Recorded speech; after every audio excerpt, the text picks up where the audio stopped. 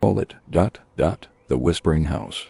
An old colonial home in Haddam, Connecticut. Locals say if you stand inside after midnight ... the walls start to talk. I never believed in that kind of thing until I went inside. My name's Evan. I'm a contractor. I was hired to renovate the place, fix the wiring, patch the walls. The guy who owned it barely looked at me when he handed me the keys. He just said, "Don't work at night."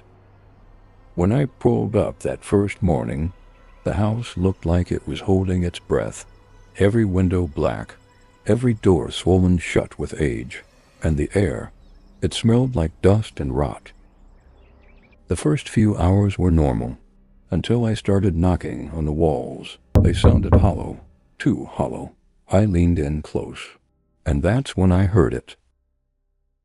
Soft, overlapping voices, like people praying through fabric.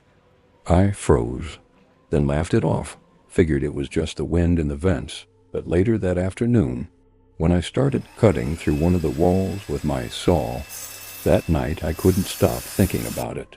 So I came back. With a flashlight, I drilled into the same wall just to see. The plaster cracked open like an eggshell, and something fell out. It was a tooth, a human tooth. Behind it, bits of fabric, tiny bones. I tore more plaster away. Under the wallpaper, scratched into the wood, were 2 words. I started digging through old town records the next day. Turns out the house wasn't just a home. In 1760, it was an asylum.